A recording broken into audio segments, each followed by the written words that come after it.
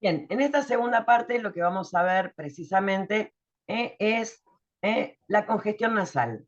La congestión nasal es algo que también, esto sí es muchísimo más frecuente, sobre todo obviamente en la época invernal, la época en la cual obviamente va el frío, que siempre nos apestamos con alguna cosa.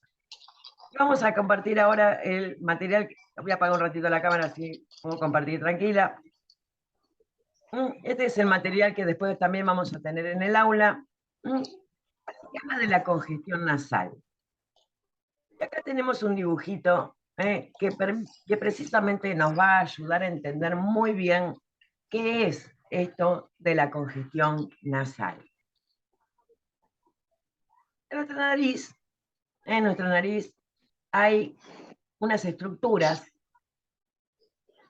que se denominan cornetes, que son, acá las vemos hinchadas, pero que cumplen una función fundamental en la respiración y que precisamente es calentar el aire. Nosotros estamos respirando siempre el aire con una temperatura inferior a la que está el interior de nuestro cuerpo. Por lo tanto, el aire cuando llega a los pulmones tiene que estar a la misma temperatura. Precisamente estos cornetes, estas estructuras que están en nuestra nariz, se ocupan de eso, de calentar el aire. Pero ¿qué es lo que ocurre? Muchas veces la exposición al aire frío, la exposición a algunos virus, como el virus del resfrío común, un resfrío común, o el virus de la gripe, producen que estos cornetes se hinchen, se inflamen. Y es lo que provoca precisamente la nariz tapada. ¿Quién no ha tenido alguna vez la nariz tapada? Entonces, precisamente esta congestión es lo que nos va a tapar la nariz y que ya sabemos que es una cosa que es muy, muy incómoda, porque nos cuesta respirar. Que siempre tenemos que estar respirando por la boca, que aparte se seca la boca, que uno no puede hablar porque también o habla o respira. ¿Qué es esto del goteo postnasal? Hay otra cosa muy importante, es que en nuestra nariz se está produciendo moco todo el tiempo. Ese moco que se produce en la nariz, obviamente está relacionado también, es como una especie de mecanismo de defensa, porque nosotros tenemos que pensar que todo el aire que nosotros respiramos, todo ese aire está contaminado, tiene partículas, tiene un montón de cosas, y que hay que tratar de que no llegue precisamente a los pulmones. Entonces, precisamente esa es un poco la función del moco de la nariz. Precisamente va a tratar de englobar, va a tratar de atrapar todas esas partículas, a veces también gérmenes, para que no lleguen a los pulmones. Pero ¿qué es lo que ocurre? Obviamente, si la nariz está tapada, porque están estas mucosas, estas membranas muy inflamadas, estos cornetes así hinchados, tampoco va a permitir la salida del moco por la fosa nasal. Y por supuesto, se va a ir para atrás. Como que ese moquito que siempre cuando tenemos la nariz tapada, lo terminamos tragando. Entonces, fíjense que esto es una cosa sumamente común, sumamente común. Hay muchas personas que piensan que la nariz se tapó porque está llena de mocos. Es una cosa que es bastante lógica suponer esto. ¿Por qué? Porque obviamente cuando esta zona se desinflama, se deshincha, toda esa cantidad de moco que se produjo, ahora sí va a salir por la nariz. Nunca escucharon la expresión, uy, tengo la nariz retapada, tengo todo lleno de mocos.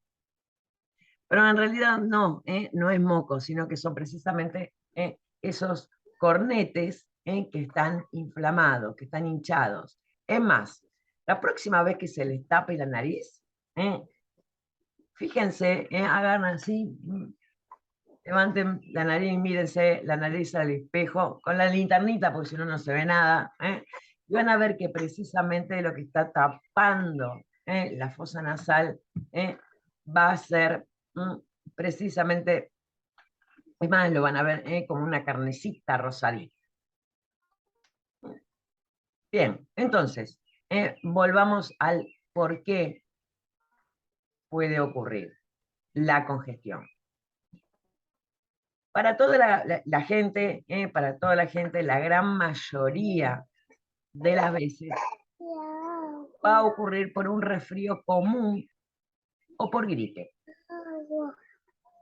También, y para aquellas personas que son alérgicas, Mira tu abuela. para aquellas personas que son alérgicas, también puede ocurrir lo mismo, pero precisamente como parte de una reacción alérgica en la nariz y que se conoce como rinitis alérgica.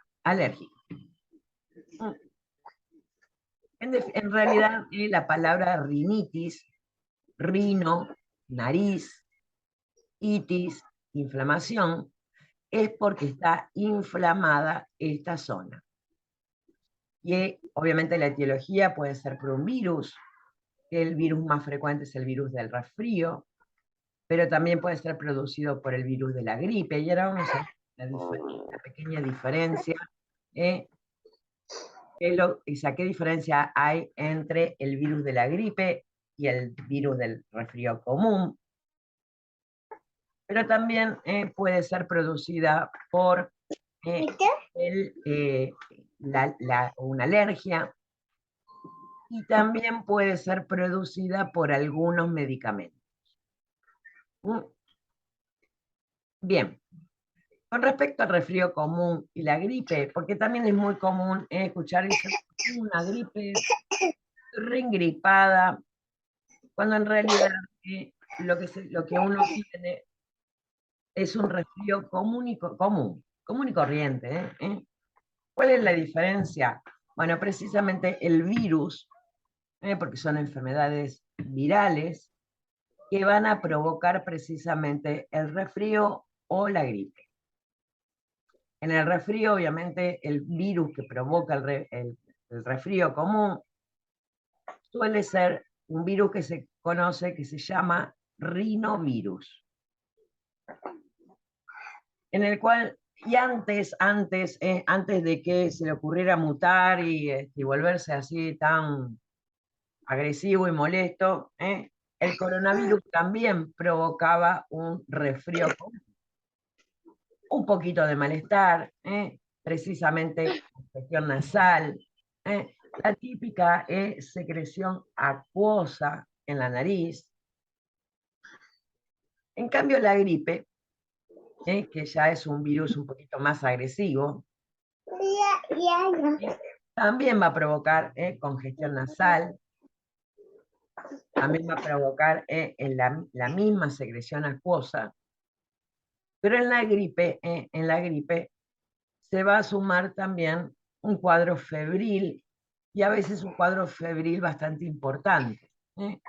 Con gripe se puede llegar a tener 39 hasta 40 grados de fiebre, y por lo tanto, si yo tengo 39, 40 grados de fiebre, voy a tener un malestar general mucho más importante, mucho más importante.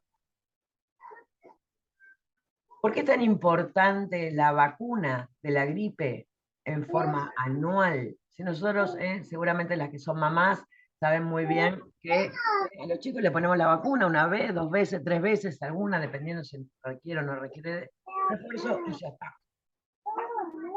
En cambio, con el virus de la gripe hay que vacunarse todos los años.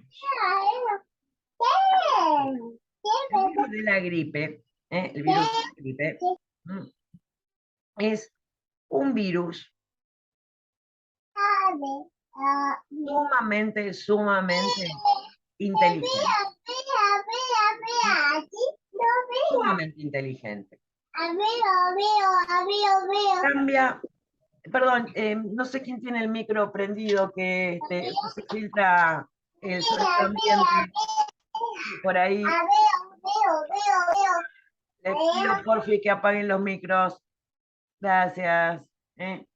Bueno, como les decía, ¿no? El virus de la gripe es un virus sumamente inteligente, porque muta todos los años. Todos los años cambia, para que nuestro sistema inmunológico no lo reconozca.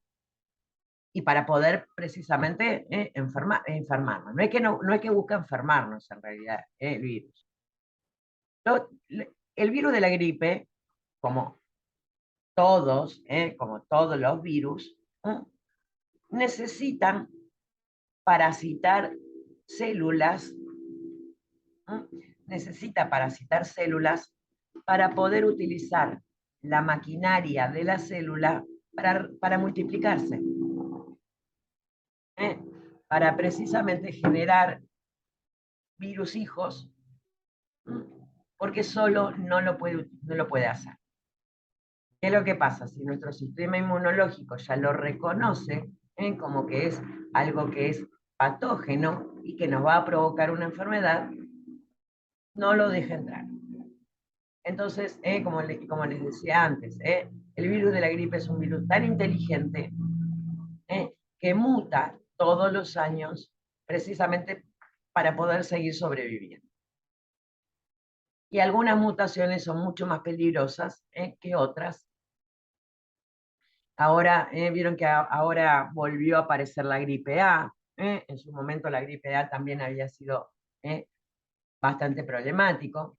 E incluso gripe española, gripe aviar, gripe esto, gripe lo otro, que siempre es el mismo virus que fue mutando, en otros momentos de la vida ha matado, les diría que casi tanta gente o más gente que el coronavirus. El virus de la gripe es un virus con el cual hay que tener también un poquito más de cuidado. Por eso, la vacuna debe ser anual. Obviamente la vacuna va a estar más recomendada en personas que tengan comorbilidades. O sea, todo lo que aprendimos gracias al coronavirus, que también fue un desastre, pero también nos hizo aprender un montón de cosas, como precisamente el tema de personas que tienen patologías, algunas patologías como la diabetes, hipertensión, algún problema respiratorio de cualquier tipo que fuera. Obviamente iban a estar más predispuestos a tener un problema grave y que se complicara esa gripe. En el caso del coronavirus, pero con la gripe pasa exactamente lo mismo. Por lo tanto, siempre es recomendable la vacunación de toda persona mayor de 65 años, de toda persona que tenga algún tipo de comorbilidad, como diabetes, hipertensión, EPOC también, en niños. Y acá con esto también lo vamos a hacer extensivo al personal de farmacia. ¿Por qué un auxiliar de farmacia debería vacunarse también todos los años con la vacuna de la gripe? A lo mejor una persona joven, que no tiene ningún tipo de comorbilidad, pero al poder contagiarse porque no está vacunado, también puede contagiar. Y nosotros tenemos que tener en cuenta que el auxiliar de farmacia obviamente va a estar en contacto con mucha gente que también va a estar enferma, que va a tener alguna de estas comorbilidades, porque por algo está yendo a la farmacia a comprar un medicamento. Y nosotros sin saberlo, lo podemos contagiar y nosotros a lo mejor no nos pasa nada, no tenemos ninguna complicación, pero si se lo contagiamos mientras estamos trabajando a una persona que sí tiene estos problemas, ahí esa persona va a estar en problemas. Por eso es algo que la persona que trabaja en farmacia, y precisamente por estar permanentemente en contacto con gente que va a estar enferma, debería vacunarse todos los años con el tema, con la vacuna de la gripe. Con respecto a la prevención, tanto del resfrío común como de la gripe, nos sirvió muchísimo, muchísimo también lo que se aprendió con respecto a el coronavirus. La forma de transmisión es exactamente la misma. Cuando estoy hablando, cuando toso, cuando estornudo, esas partículas de microsaliva que nosotros no las vemos, pero que salen, tienen el virus y pueden contagiar. Por eso, las mismas medidas de precaución, como el uso del barbijo, como el distanciamiento social, obviamente tratar de no estar a los besos y a los abrazos con una persona que tiene fiebre, que está estornudando, que está tosiendo, porque obviamente nos podemos contagiar. Al ser la gripe quizás una enfermedad también muy similar al coronavirus. Fíjense que nosotros al principio, cuando empezó todo el tema de la pandemia del coronavirus, que te dijeran que tenías coronavirus era más o menos como darte la sentencia. Tenías coronavirus y uno ya estaba eh, haciendo el testamento, por favor.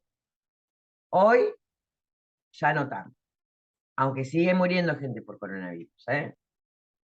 Ya se sacó el uso obligatorio del barbijo, ya existe la presencialidad sin los aforos y sin todo ese tipo de precauciones, pero esto sí, esas medidas siempre van a ser válidas para cualquier tipo de patología infecciosa que se contagia de esa manera.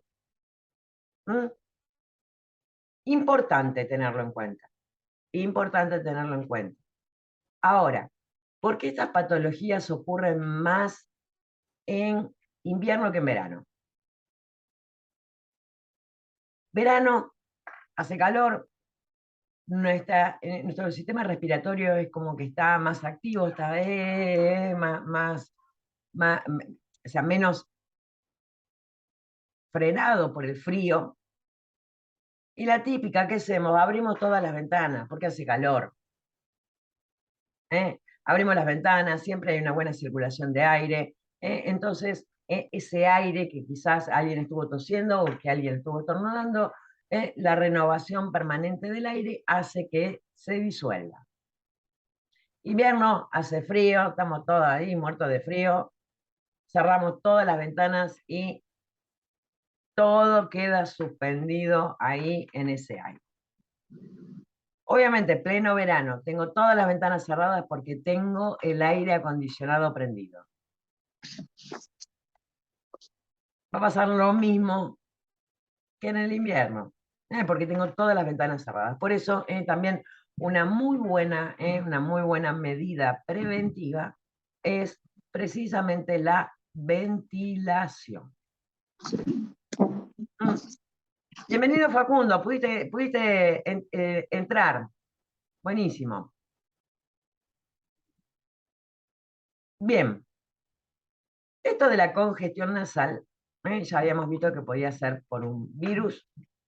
También vamos a ver, habíamos visto que, bueno, acá no está. Bueno, no. Esto lo vamos a ver la semana que viene. ¿eh?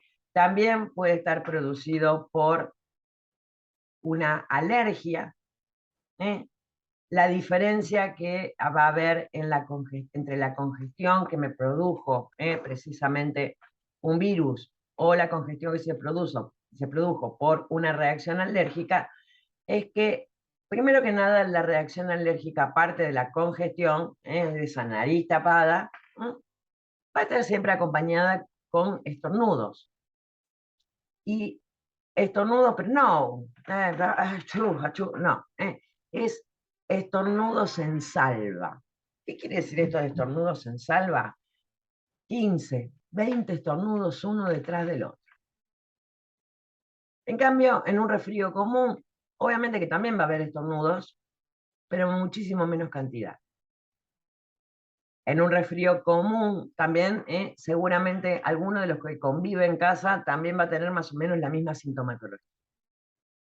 En cambio, obviamente en la rinitis alérgica, no, porque únicamente lo va a tener aquel que sea alérgico.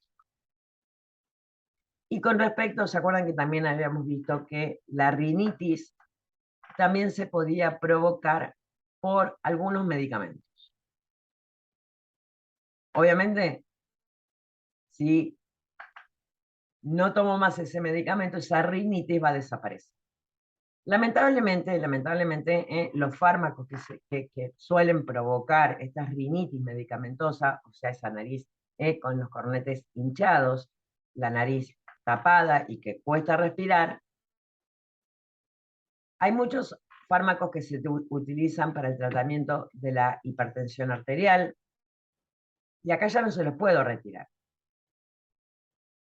Vamos a partir del punto que, obviamente, el auxiliar de farmacia nunca va ni a medicar ni a recomendar que se deje de tomar un medicamento. Nosotros lo que siempre podemos recomendar, obviamente, es la consulta con el médico. El auxiliar, digamos que obviamente a lo único que debería limitarse es a responder a alguna consulta. Si la persona viene con una receta, obviamente yo se lo voy a administrar porque obviamente es porque ya pasó por el médico. Y precisamente acá vamos a estar ante algo que es muy importante y precisamente es con respecto a aquellas personas que vienen a comprar algún medicamento sin la receta. En la actualidad, lamentablemente, la salud funciona mal en todos. No hay problema, Lisa, anda tranquila. Este, vamos a ver que muchas personas, no quiero ir a la guardia, tengo que esperar como 8 horas para que me atiendan. Dame algo para esto. O porque lo googlearon y, ay, no, tengo esto, tengo esto otro, tengo que tomar tal cosa. Entonces, esa es básicamente nuestra función más importante en la farmacia. Precisamente poder aconsejar, pero siempre como primer consejo, tratar de que la persona realmente consulte al médico. Con alguna cosa vamos a ir viendo que tampoco que se lo puedo vender, que se lo puedo recomendar, y también recomendaciones con respecto a su utilización. Precisamente con los fármacos que se van a utilizar para la congestión nasal, ahí es donde nosotros podemos hacer una muy buena labor dentro de lo que es precisamente el auxiliar de farmacia.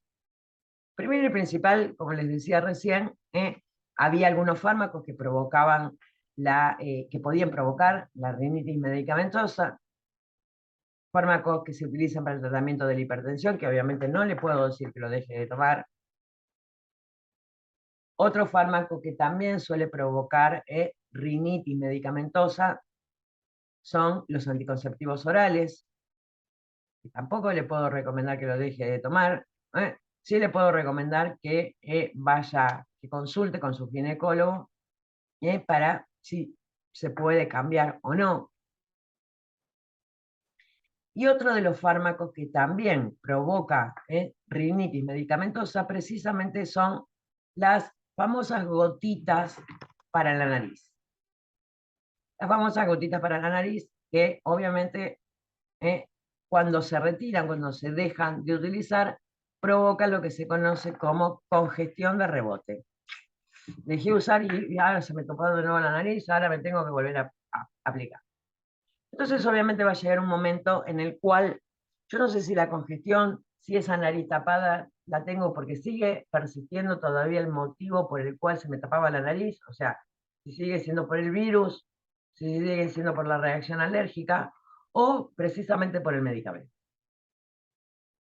Entonces una excelentísima recomendación desde la farmacia es tratar de usarla el menor tiempo posible, porque si no después va a seguir y va a seguir y va a seguir y va a tener que estar comprando esta medicación todo el tiempo.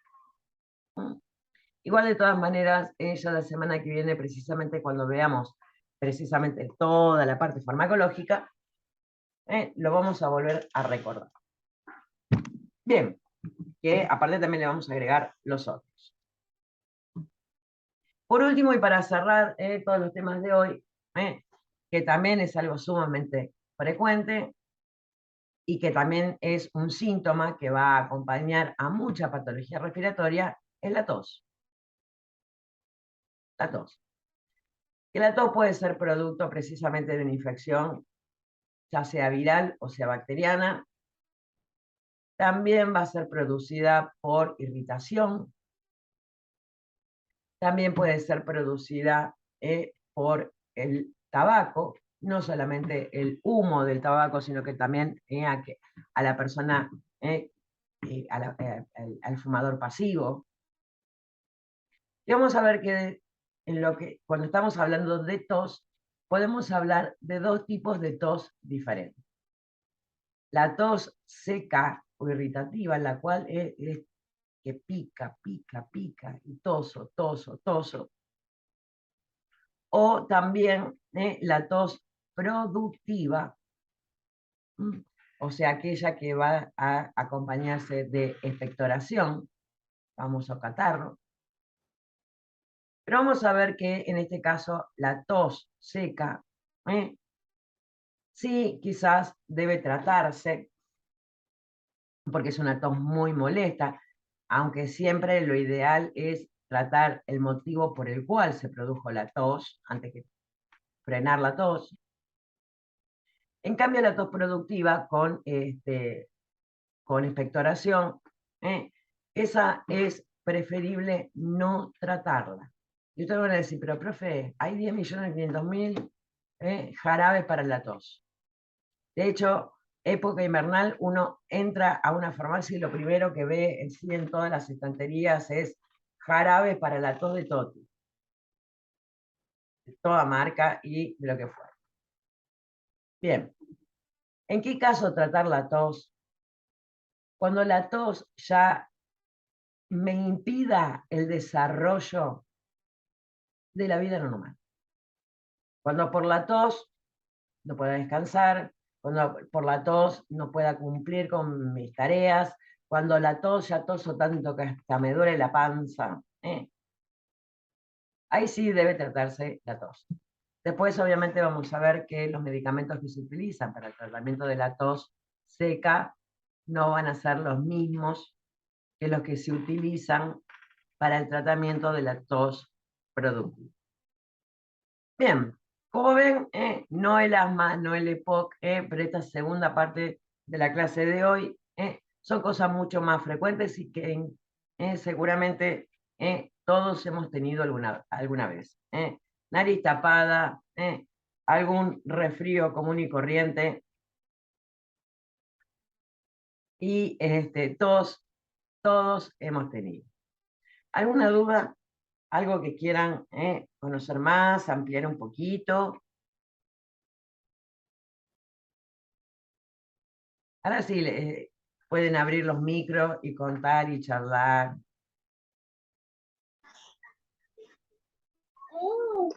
No, yo por suerte entendí bien. Buenísimo, buenísimo.